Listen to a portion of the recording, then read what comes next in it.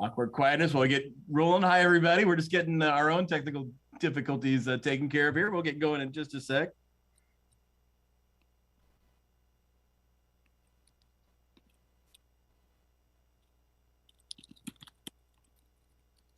Hope everybody's doing good and is having a decent week.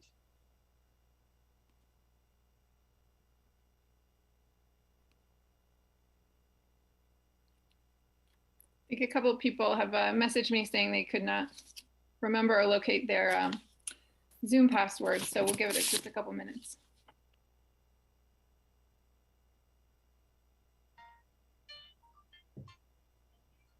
All right, just been in the mood for cheers, right? It helps get you going for the industry.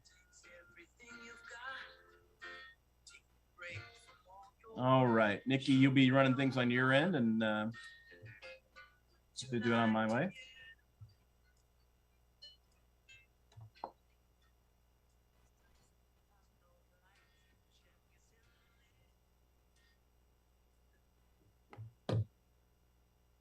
Has anyone ever done the cheers song for karaoke? Did anyone care to admit that while we're waiting for everyone to come in?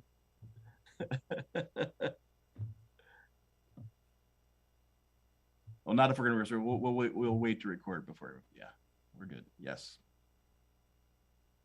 Okay.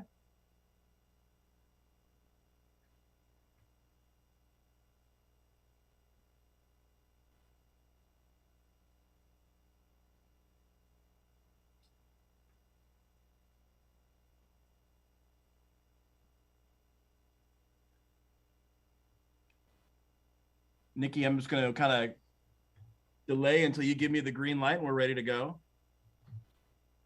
Amanda, were you saying that you have done the cheers song for karaoke? Is that what you were saying in the answer there?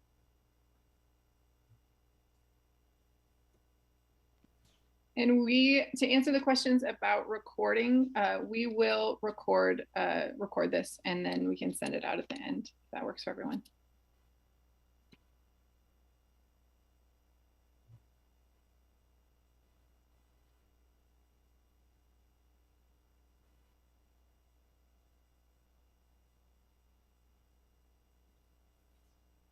All right, I think we are ready to get going. Thank you everybody for joining us and welcome to our junior year of the pandemic. Anthony will be doing an upper level class today on the economic impact of the pandemic on the hospitality industry. Anthony, with that, I will hand it over to you. Way to set me up for that one. I appreciate it. Welcome everybody. It's been a long time since we've talked. Thanks for joining us today. I think it's been like 4 or 5 months since our last press conference, and many of you said, can we get an update on what's going on in the industry? We haven't heard from you for a while.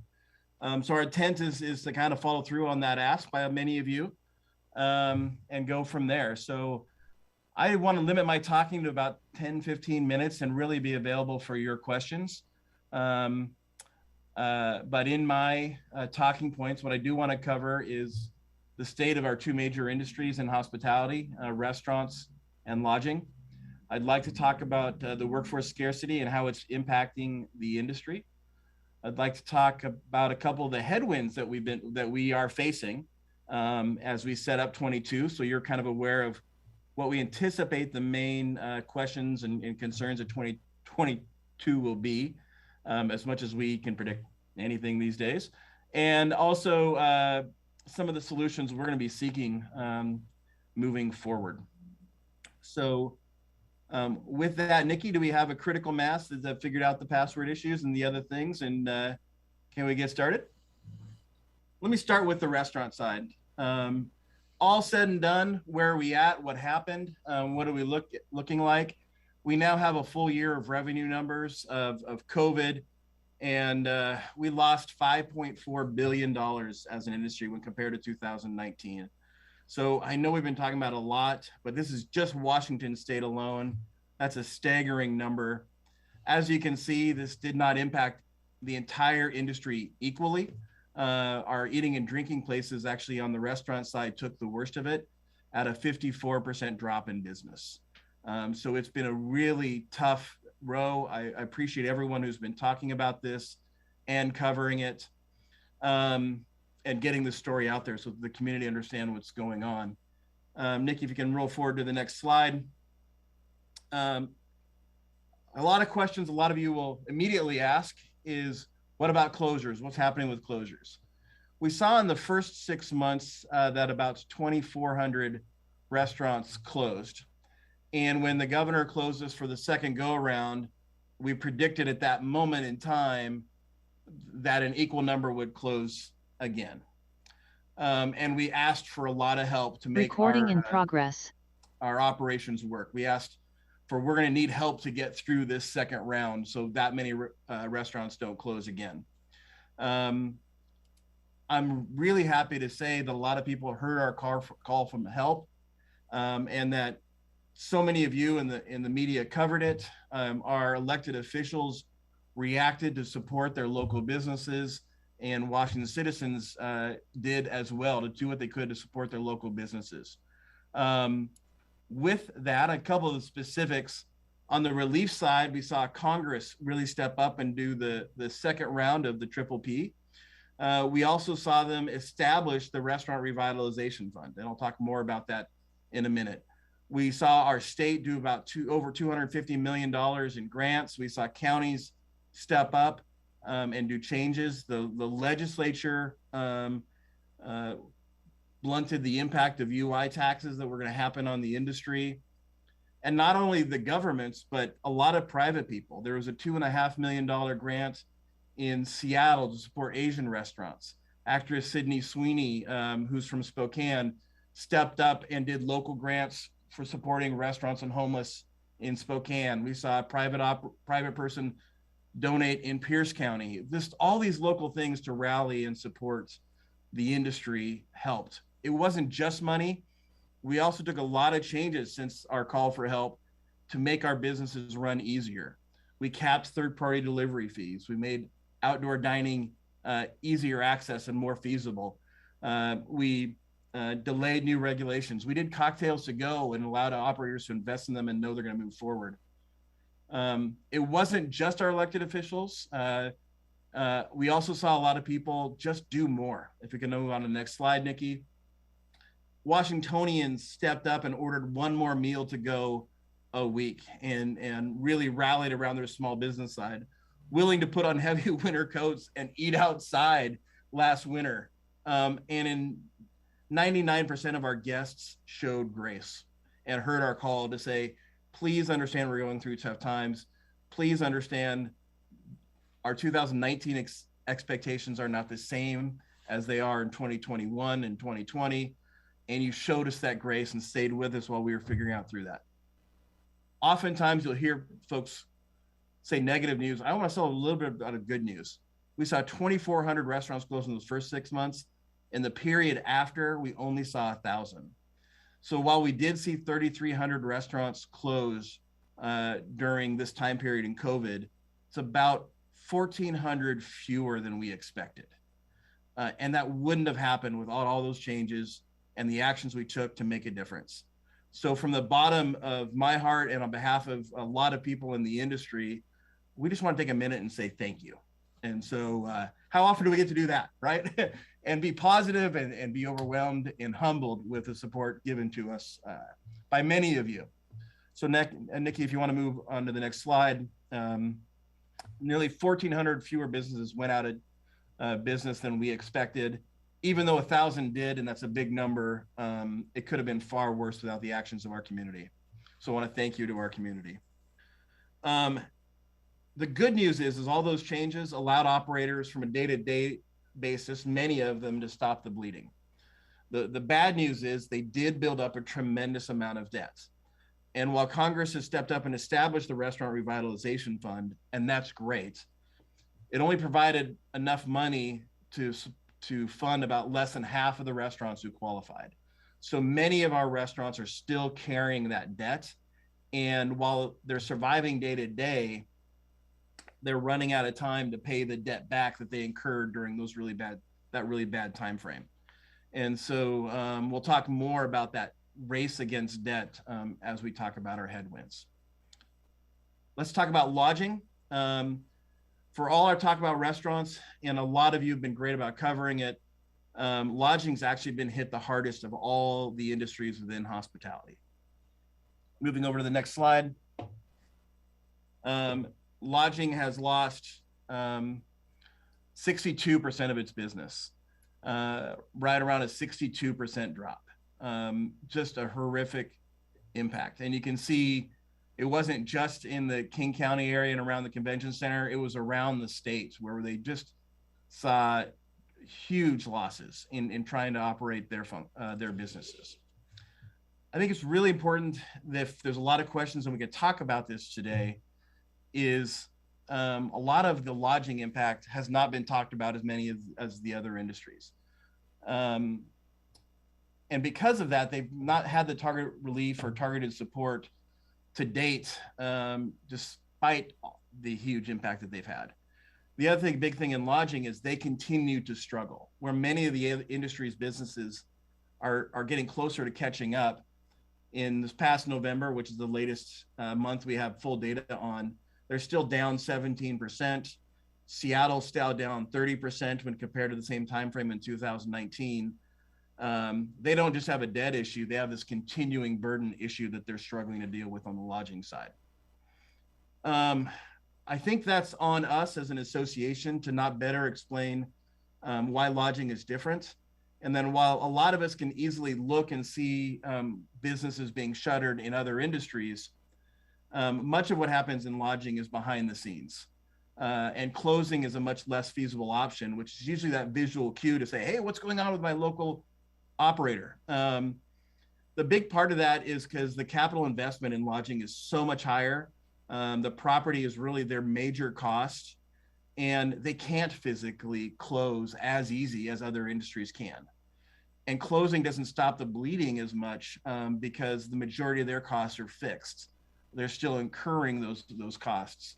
And the startup cost to re-get everything going in a lodging property is a lot higher. So I think that's kind of lulled us to sleep and not doing a good enough job in talking about the impact on lodging. And yet it's really important that we do. For every $100 spent at a hotel property, another $222 is spent outside that property, supporting local businesses, local taxes, and community at large. Many people don't realize the lodging industry has one of the highest percentages of BIPOC and women-owned businesses. In Washington, it's almost a 2/3 number. So this really is a chance to pursue a dream and move forward. And a lot of people don't really understand that. And part of that is because the franchise model in lodging puts maybe a nationally known logo on it, but most people don't realize the majority of properties in Washington are locally owned and locally run and here. But I think sometimes that franchise model doesn't help us fully understand. This is not a large corporation. This is Taryn Patel in Tri-Cities, or Ron O in Northern Seattle, or these other folks that have really invested in our community. Moving on to the next slide. An area that we'll talk about more is, on top of all that, they had a unique impact with the eviction moratorium. The eviction moratorium impacted lodging. I think a lot of people just think of rent, but somebody who spent one night in a hotel could suddenly spend 4 or 5 months free in a lodging property. And that created a huge impact for lodging. About 41% of operators were impacted by the eviction moratorium, but they've been left out of any relief to deal with it. To give you an example of the severity, just one operator in Thurston County, locally owned, had a six-figure damages in cost, six-figure impact into damages and losses in the industry. I think we have a picture of some of the damages that they saw in their room. And when rooms completely get destroyed and they don't have the ability to take care of it, fix it, establish the safety for their employees, some of these result in hazmat style cleanings to get the rooms back up to standard. These are individual operators who now have to figure out, how do I recover this? And I can't deal or shut off the valve of these costs because of the way the eviction moratorium works. So on top of all the losses, they're experiencing higher costs. Next slide, Nikki. Moving on to workforce scarcity. I think we're talking a lot about it. these days, and I'm happy we're talking about it. Our industry continues to be short of the number of employees it needs to run fully. As of the last numbers available to us, we're still about 30,000 workers short at 12%. This number is continuing, and we're a little bit different. The interesting thing about workforce scarcity is that it's impacting everyone. We're seeing it from nursing to airlines to schools to truck drivers. But as you saw maybe in the 60 Minutes story the other night, the hospitality industry is higher. And why is that? From what we can track from the data and the anecdotes moving forward, it's because we were shut down for about for a long period of time, and we lost 40% of our workforce. And because we were closed for so long, a lot of that workforce said, I don't know if my property is going to reopen, my business and job is going to be there. I'm going to get a bird in hand. And that's created a situation where, as we've come back, a lot of our workforce went and got the job that they knew would be there. And now we're trying to recoup. So workforce scarcity continues to be a big issue for us. We'll talk a little bit more in the headwinds. That's being compounded right now because of Omicron. And as we're taking extra precautions and making sure everyone's staying home, we're already short 12%.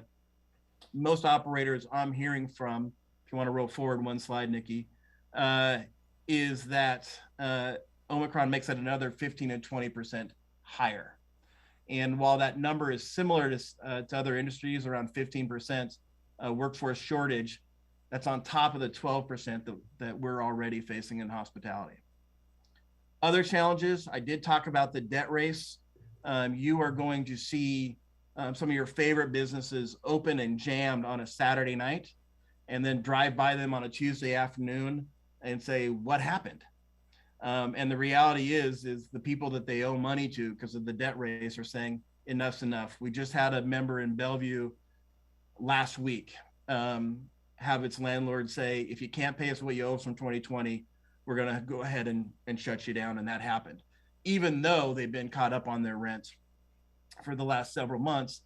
We're in this race against debt of how do we get enough relief and or get enough business going to pay off that big debt load that occurred during the height of COVID. That's going to be a major challenge for us for the next few years. As I said, on a normal profit margin in an industry, it's going to take us 3 years with no profit to pay off the debt that most operators incurred.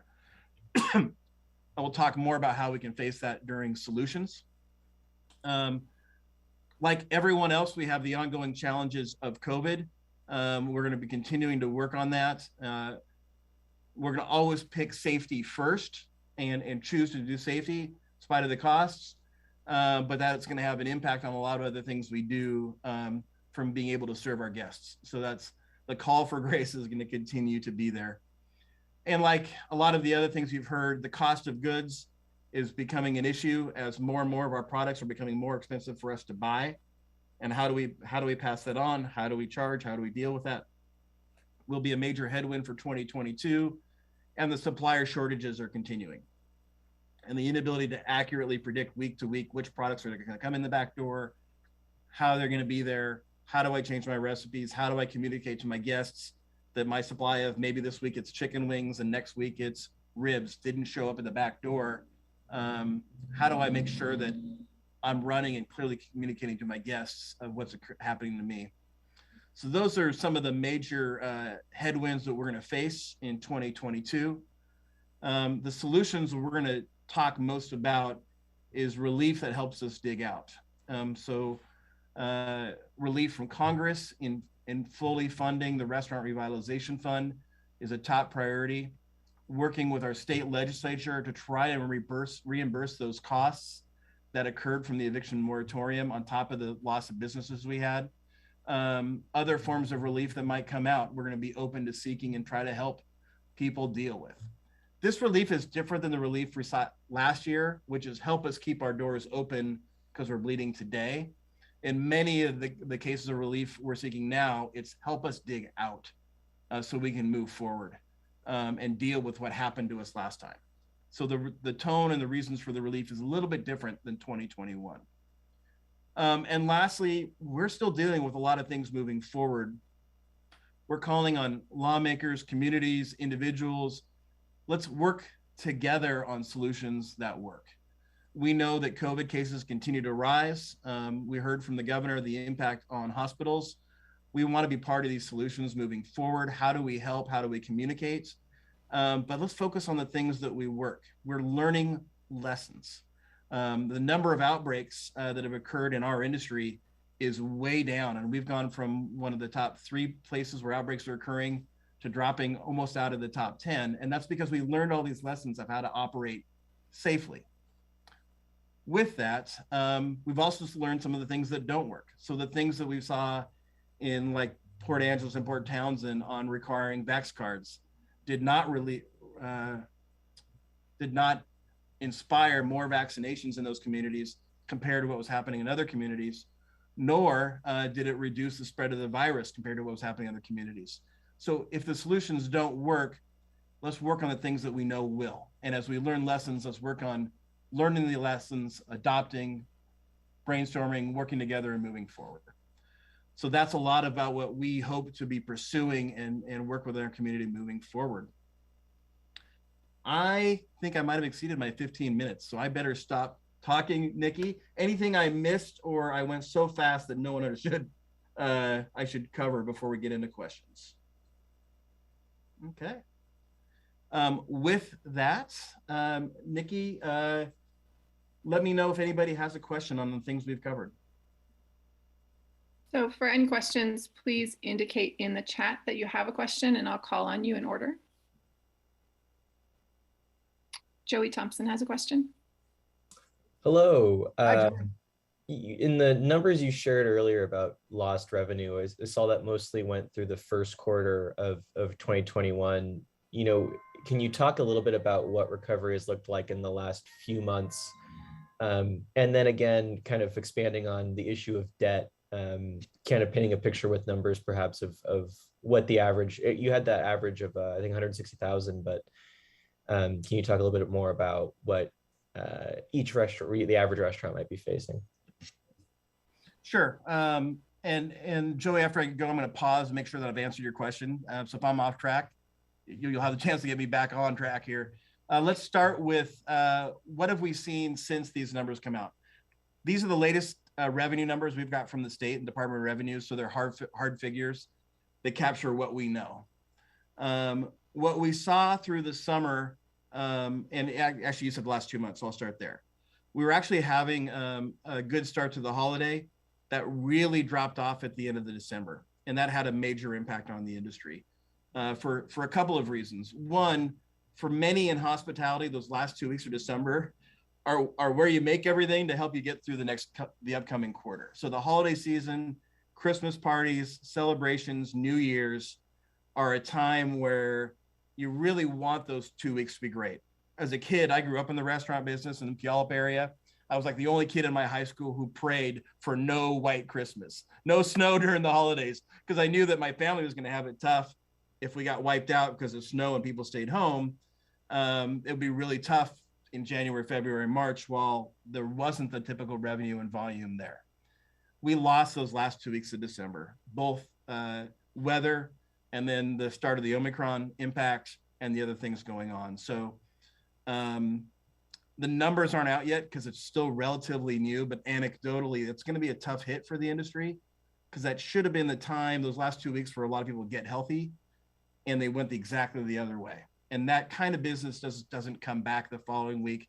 Christmas parties tend to stay canceled.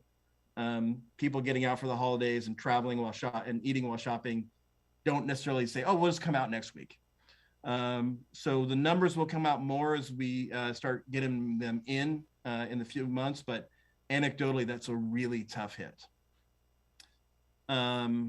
We continue to see about I think I said earlier, about a 10 to 15% loss in the workforce we already have, on top of the 12% we're short in Omicron, which means the headwinds of keeping our doors open. A lot of operators are like, I don't have enough people to operate today, I'm going to close down, which from a community-wise, I applaud. That means they're protecting you and doing the right things. But from a business-wise, it continues to build upon that debt. Joey, I'm going to stop there. Did I answer your question, or do you want me to kind of cover something a little bit deeper? No, and that leads into, as a time you're trying to dig out of debt, what are you mentioned the Bellevue restaurant, but how many operators do you think are at risk of having, those tenant issues of not being able to pay back that debt? We still have a few thousand restaurants who qualified for the Restaurant Revitalization Fund, which means they had debt. You don't get restaurant revitalization funds unless you qualify, you have legitimate debt. And so those are probably the number of restaurants that are at risk through the first half of the year. How they proceed, how much their debt is, what Congress does to act is all in front of us. But that's probably the number that's going to really try to see what they can do to survive 2022 because of the debt they've received. Does that answer your question? Yeah, thank you. I have a question from Debbie Cockrell. Hi, thanks for holding this morning. You mentioned a donation from a private Pierce County donor. I'm curious, what was the amount and what was it applied to? You bet. It came through the United Way. The amount was purely, it was private. The person did not want to be identified. And it allowed for grants for our employees that had been hit hard or laid off during this time frame to cover their bills. And so we reached out to several operators and say, is there any particular employee that's having a hard time making rent this month or hit hard or had other issues?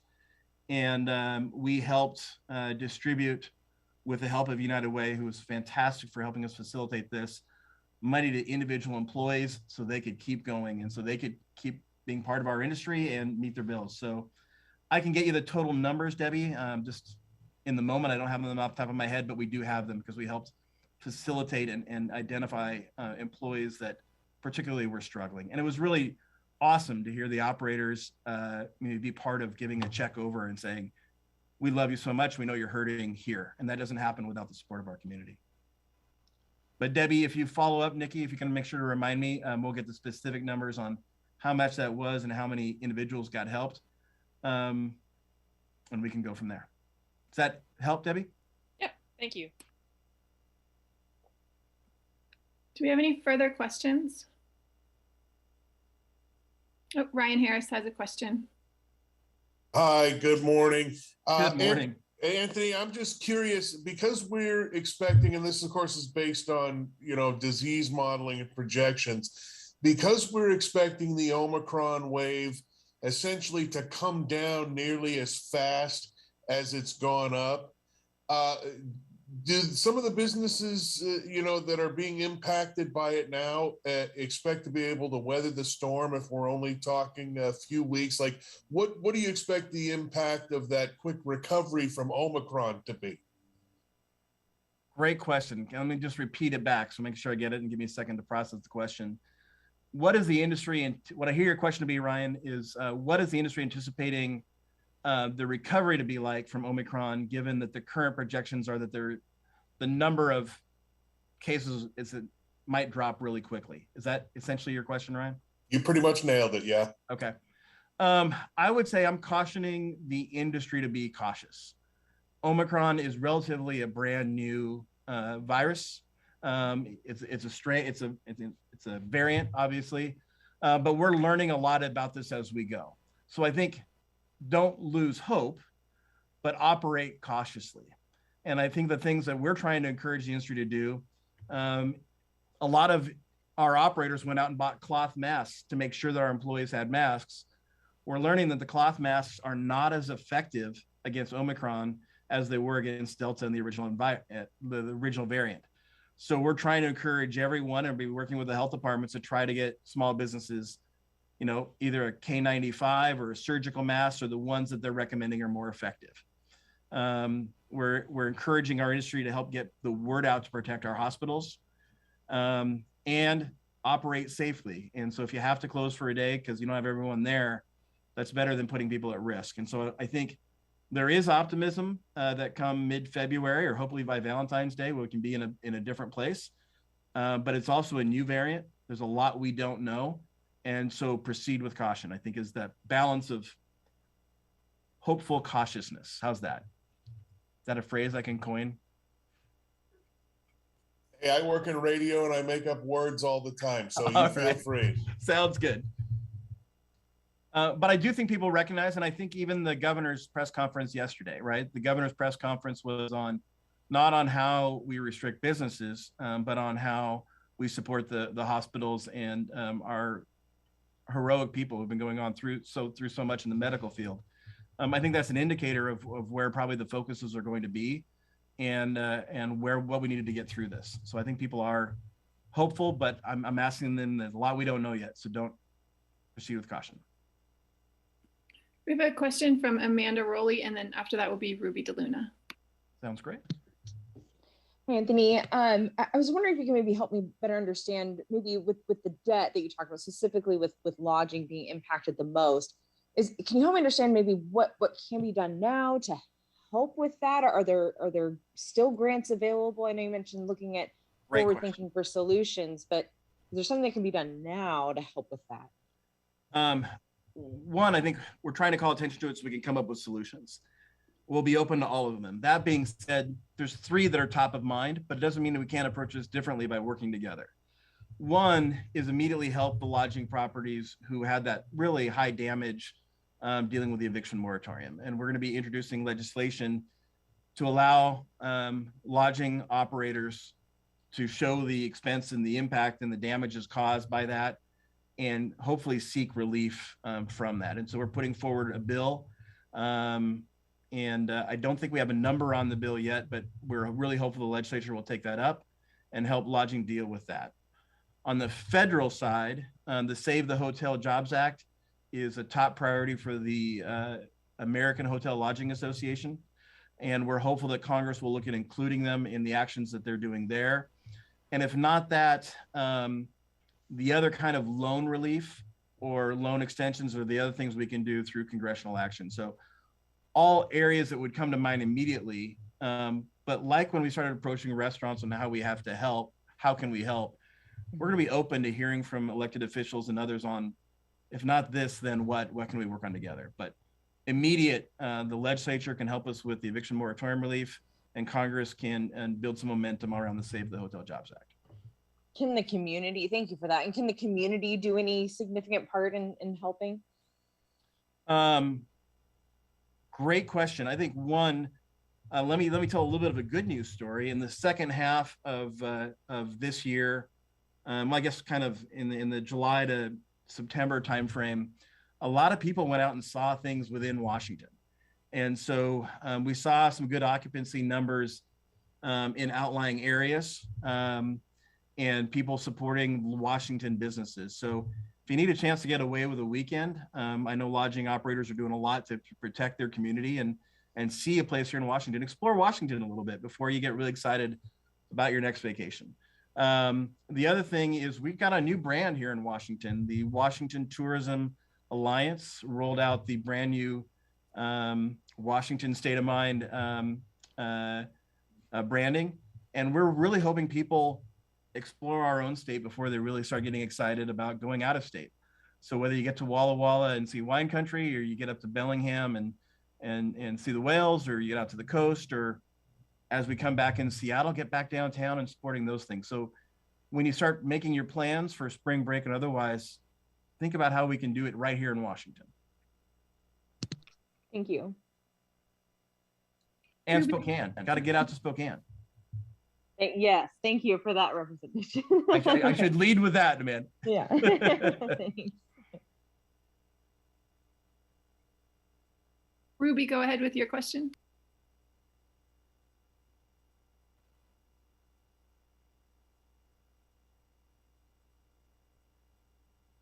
Ruby, we're not able to hear you. If you're having trouble, I'm going to have Joey Thompson ask another question, and then if we're still unable to hear you, let's have you just type it in the chat. Hi, thanks again. I've heard from a lot of operators and other industry folks say that they're preparing for another big summer surge in business, similar to the one we saw last summer. Do you share that sentiment? And then if so, what should operators be doing now to try to get ahead of those staffing shortages? And particularly, is there you've talked about sort of appealing to the next generation of hospitality workers. How would you go about that? Great question. I think this is going to be the outside of dealing with the immediate and the debt, Joey. I think this is going to be one of the major strategic challenges in front of the industry of 2022. I don't believe we're going to get out of the workforce scarcity for 3 to 5 years. And the way I've looked at the numbers, the way I've done the projections, where we've lost workers from in such a high number being retirement and other things, operators are going to have to look at this workforce scarcity and say, how do I operate differently? To the degree that they have time during our slowest quarter of the year, which is typically this quarter we're in now, they can really spend the time and say, how do I get out of this? Because I'm not going to be in it just until, right? Early in COVID, we thought if we can survive 2 weeks, we'll be fine. Or then we can 5-6 months, we'll be fine. I think our reality on workforce scarcity, this is going to be a 3 to 5 year window minimum without some other kind of dynamic change. So how do I truly fundamentally change my operation? And I think people will be considering a lot of things. And some of these things I'm going to suggest will be right for some and horrific for others. They have to make those choices individually. A lot of them are going to look at what shifts are profitable. And the old adage of I have to stay open 7 days a week constantly is probably going to shift back to if I'm slow and this is not a profitable week, do I need to be open? I think that'll be consideration some will make. I think many are going to look at technology and the strides we made in technology by force because of COVID. What can we build upon and learn upon to relieve the stress upon my existing staff? And what would that look like? And that's going to look different from each businesses, but I think we're just beginning to learn what we can do with QR codes and other things to make life easier for folks. There was a restaurant in Tacoma I visited the other day that had a QR code section that you could sit in the QR code section and just order everything online and functionally run your table from QR code. That will work for some, it won't work for others, but these are some of the ideas we'll see moving forward on technology. Being flexible with staffing. As we've seen this big retirement of boomers and a big influx of the new generations, their demand for flexibility is high. They view flexibility as big as some of the other traditional workplace areas. And so how do we address that? If someone says, I'll work for you, but I only want to work 2 nights a week, do we have to be more open to that? Where we used to say, no, you got to pick up the busy shifts and the slow shifts. So I think how we approach workforce and their desires, truly listen to them, is going to be important.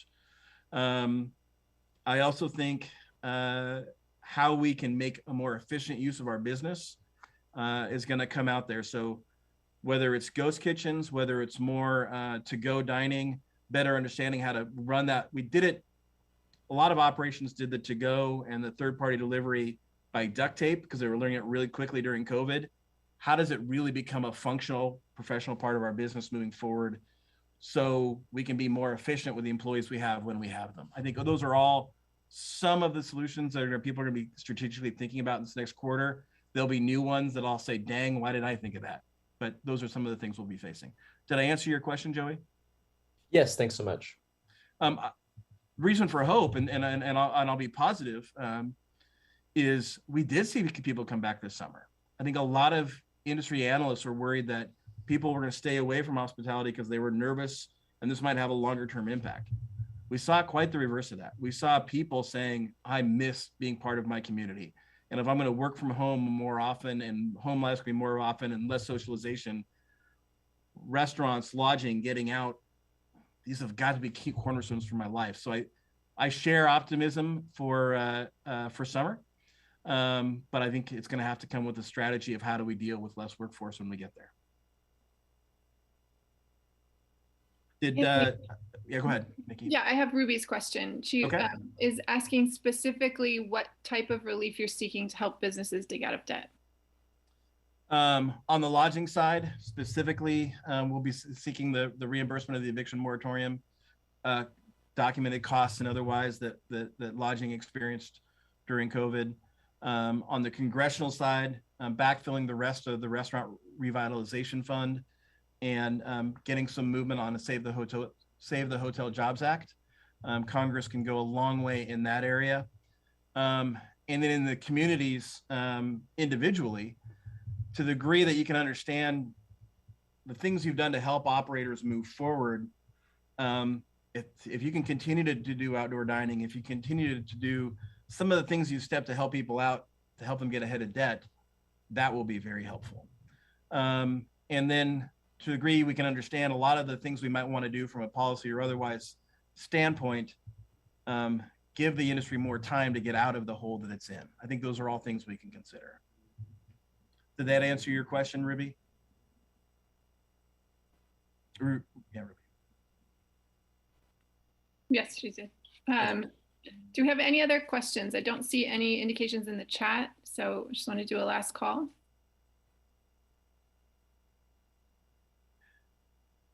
Again, I want to just say thank you. I don't think that's something we hear often enough in our lives. And this could have been a lot worse. From our elected officials who took action, to the communities who stuck with us and did other things, and you in the media who helped us get the word out about the struggles of small business, it made a difference. And again, 2022 is hopefully where we can start digging out. And so the relief and the efforts and support to help us dig out will be where we'll try to be focused the industry get through. So thank you again. I hope you all have a safe and healthy 22, and we'll get together again soon. Did any other questions pop out before we say goodbye? Nope, we're good. Thank you all for joining us.